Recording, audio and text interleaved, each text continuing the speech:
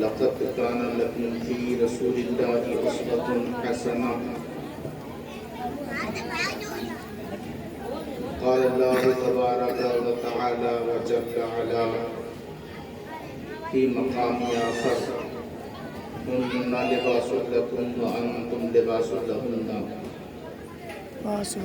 صدق الله مولانا العظيم وبلغنا رسوله النبي الأمين المكين الكريم ونحن على ذلك لمن الشاهدين والشاكرين والحمد لله رب العالمين إن الله وملائكته يصلون على النبي يا أيها الذين آمنوا صلوا عليه وسلموا تسليما اللهم صل على سيدنا وشفيعنا وحبيبنا مولانا محمد وبارك وسلم عليه صلاة وسلام عليك دائما أبدا أزليا يا رسول الله صلى الله تعالى عليه وآله وسلم سبحان اللہ سبحان اللہ. محترم سامعین کرام، بڑے بزرگ اور چھوٹے بچے، آج کی یہ محفل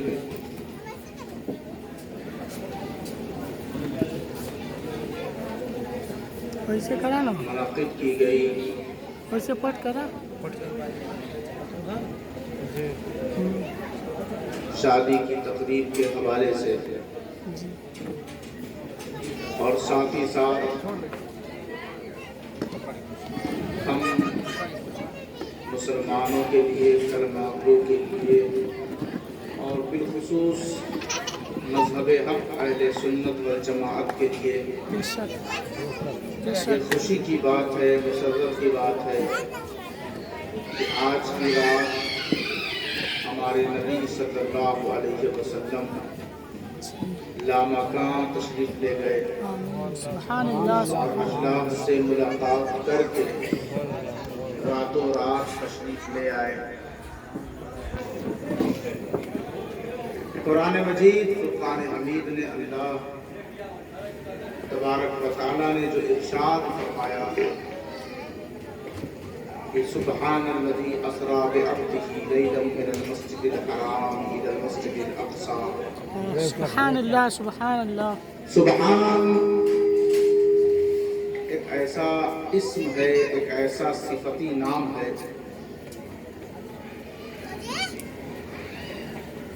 جب قدرت کی بات ہو تو اللہ فرماتا ہے ان اللہ علی کل شیء قدیر. سبحان اللہ سبحان اللہ. جب تخلیق کی بات ہو تو فرماتا ہے فتبارک اللہ احسن الخالقین. لیکن غور کی جگہ یہ ہے کہ اس نے اس آیت اسرا میں کیوں فرمایا سبحان الذی اسری بعبدہ. سبحان اللہ. سفر کر رہے ہیں حضور اور نام آ رہا ہے رب کا. سبحان اللہ سبحان اللہ. سفر کر رہے ہیں حضور اور لفظ سبحان آ رہا ہے رب کا، سبحان اللہ. جو صفتی نام ہے. تو عربی اس گھوڑے کو دیکھ کر، جو گھوڑا تمام گھوڑوں سے تیز بھاگتا تھا، تیز رفتار رہا کرتا تھا، اس کو دیکھ کر عربی بولتے تھے سبح سبوحاً، کہ وہ گھوڑا بہت تیزی کے ساتھ گزر گیا. سبحان اللہ. تو سفر کیا ہے حضور نے. سفر تو سلیمان بھی کرتے تھے، سفر تو حضرت خلیل بھی کرتے تھے، سفر تو حضرت موسیٰ بھی کرتے تھے، سفر تو حضرت عیسیٰ نے بھی چوتھے آسمان تک کیا. سارے نبیوں نے سفر کیا کہ کوئی ایسا نہیں کہ جس کو سفر نہ کرنا پڑا ہو. حضرت موسیٰ نے سفر کیا، اللہ نے حکم دیا کہ آپ فرعون کی طرف جائیں اور پیغام رشد و ہدایت دیں. سفر تو سبھی نے کیا، لیکن اللہ نے کہا سب نے جو سفر کیا وہ دنیا تک اور چوتھے آسمان تک ہے، لیکن میرے محبوب نے جو سفر کیا وہ دنیاوی حدود کو، آسمانی سرحدوں کو، عالم ملکوت کو، عالم ناسوت کو، تمام عالم کو جو کراس کرتا ہوا گزر گیا، وہ صرف نبی نہیں میرا محبوب ہے۔ بے شک، سبحان اللہ، سبحان اللہ۔ صرف نبی نہیں، وہ حضور صلی اللہ علیہ وسلم ہے۔ تو اللہ نے کہا سبحان الذی، پاک ہے وہ ذات جو لے گئی اپنے بندے کو۔ تو اعتراض نبی کے سفر پر نہیں ہونا چاہیے، بے شک، اعتراض اس پر ہونا چاہیے کہ جو سفر کروا رہا ہے، بے شک، اور سفر کروانے والا کوئی اور نہیں بلکہ وہ ہے جسے دنیا سبحان کہتی ہے۔ سبحان اللہ۔ سبحان ربک رب العزت عما یصفون، پاک ہے وہ ذات جس کے دست قدرت میں تمام، سبحان الذی بیدہ ملکوت کل شیء والیہ ترجعون، پاک ہے وہ ذات جس کے دست قدرت میں تمام چیزیں ہیں اور تمام فرشتے اسی کے دست قدرت میں، اور تمام چیزوں کو اسی کی طرف لوٹ کر جانا ہے۔ کیا پتا چلا؟ سبحان اسے کہتے ہیں کہ جس کے اختیار میں تمام چیزیں ہوں، سبحان اسے کہتے ہیں جس کی قدرت میں تمام فرشتے ہوں، سبحان اسے کہتے ہیں کہ جس کی تخلیق میں تمام آسمان ہو، سبحان اسے کہتے ہیں جو زمین کا خالق ہے، سبحان اسے کہتے ہیں جس کی حکمرانی زندگی پر ہے اور موت پر ہے، سبحان اسے کہتے ہیں جو سورج نکالتا ہے اور ڈبا دیتا ہے، سبحان اسے کہتے ہیں جو چاند کو روشن کرتا ہے، سبحان اسے کہتے ہیں جو خلیل کا خالق ہے، سبحان اسے کہتے ہیں جو آدم کو تخلیق کر کے دنیا میں بھیج رہا ہے، سبحان ہر چیز پر جس کی پاکیزگی ہو اسے سبحان کہتے ہیں۔ اور اللہ نے کہا میرا محبوب سفر پہ نکلا ہے، اس کے ساتھ میں کسی اور کو نہیں لگاؤں گا بلکہ خود رہوں گا۔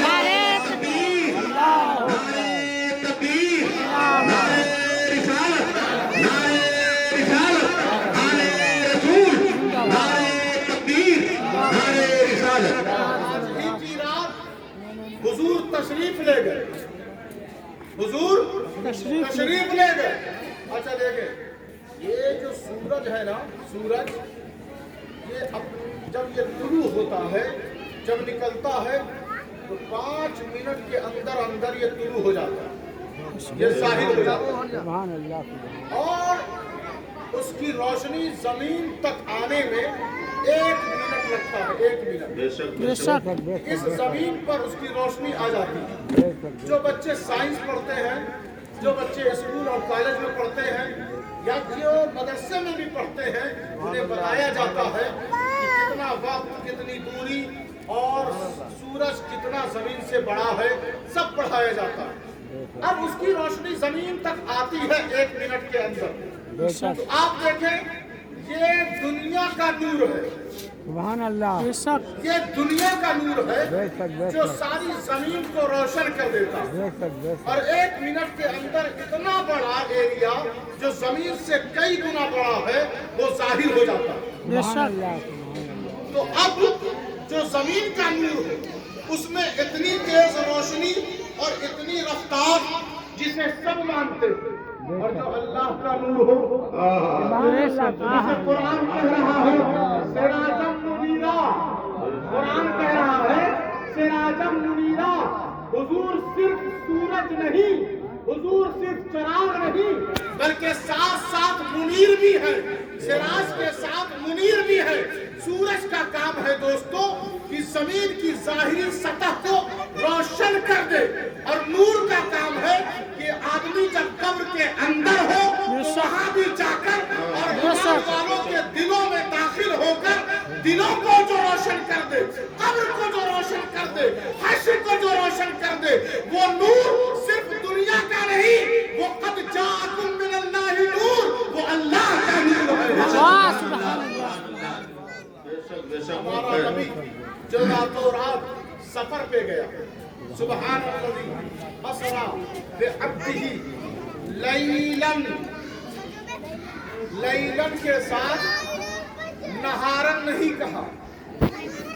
مقصود اور مطلوب یہ ہے کہ اللہ نے راتوں رات حضور کو ام ہانی کے گھر سے سفر کروا رہا ہے، اور راتوں رات آپ اس فرش گیتی پر تشریف لا رہے ہیں۔ لیلاً، لیلاً فرمایا، اور سارے نمازیوں سے کہہ دو، سارے نمازیوں سے۔ اچھا دیکھیں، توجہ دیں، غور کریں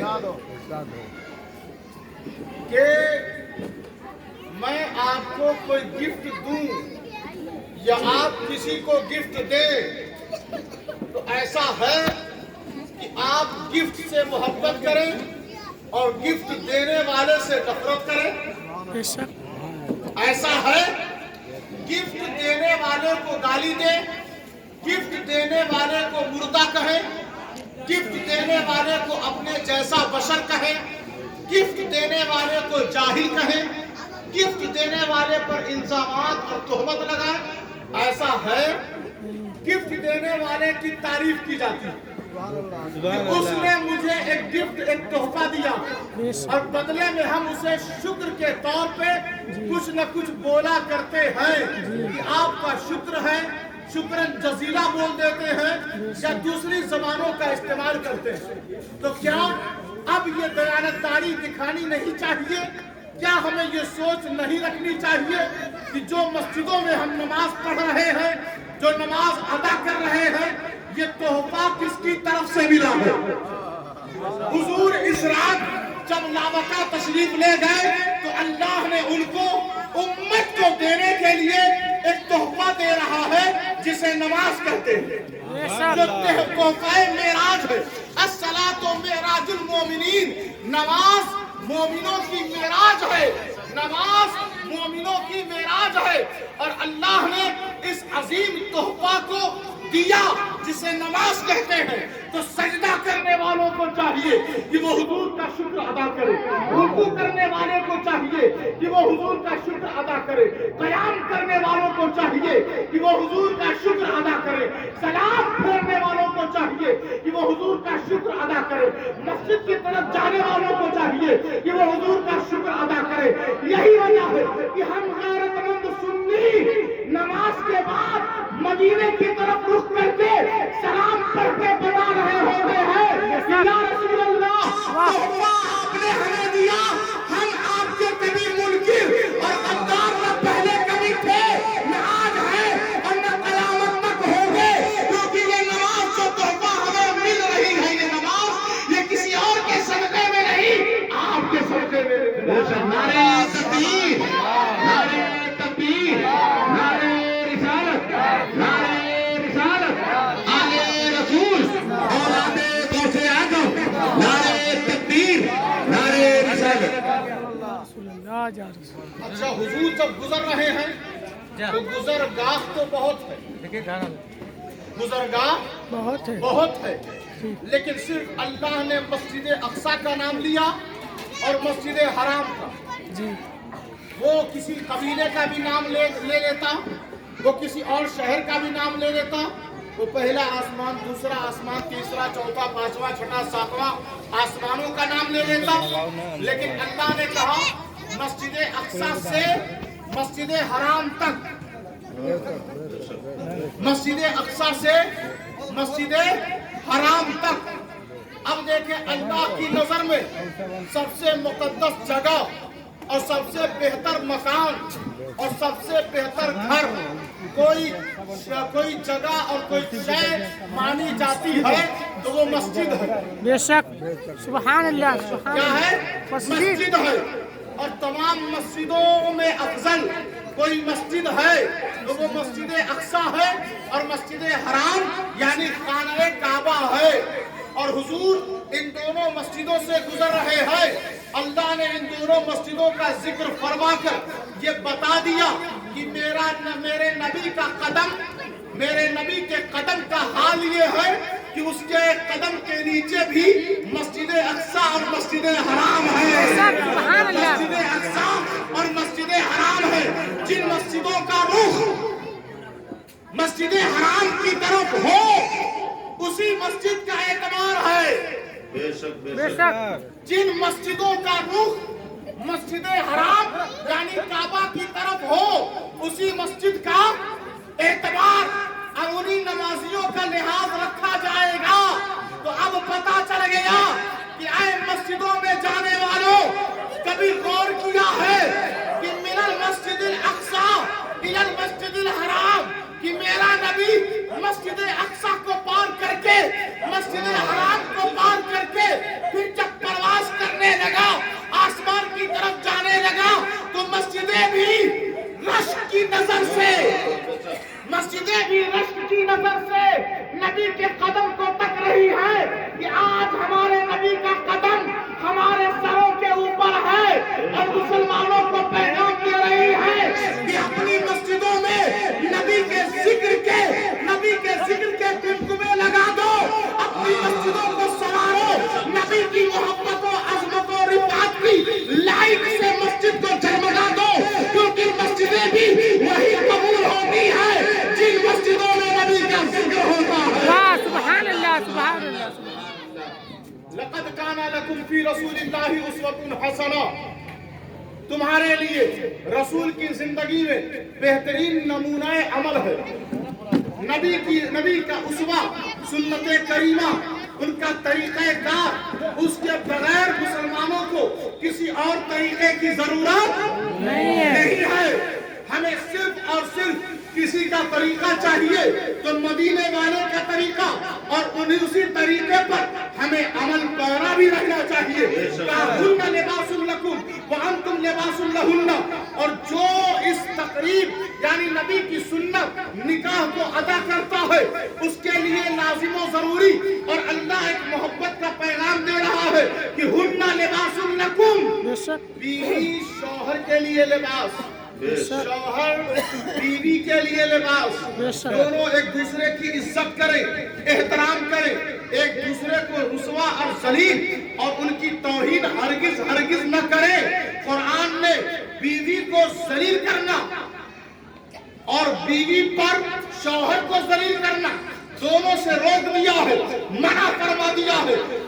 ایک دوسرے کی دونوں عزت کریں.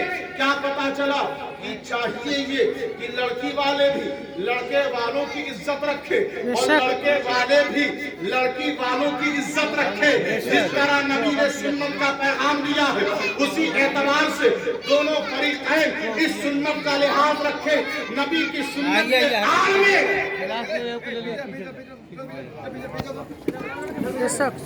نبی کی سنت کے آڑ میں اپنی طبیعت اور اپنی منمانی نہ کرے. نبی نے جو فرمایا اسی فرمان کے مطابق اپنی زندگی گزارے, اپنی فرمان کے مطابق اپنی صبح اپنی شام کو گزارے اور اپنے بچوں کو تعلیم رسول سے پیغام رسول سے آراستہ کرے. ہم سب اسٹیج سے اور تمام مسلمانوں کی توجہ اور انہیں ایک نصیحت کرنا چاہتے ہیں کہ اپنے بچوں کو قرآن کا علم دے, حضور کی تعلیم سے اپنے بچوں کو سنواریں, مدرسوں میں اپنے بچوں کو داخل کریں اور ان کو یہ پرزور انداز میں تنبیہ کریں کہ وہ قرآن کا حفظ بھی کریں اور قرآن کا علم بھی لیں. یعنی حافظ کے ساتھ ساتھ وہ عالم دین بھی بنے.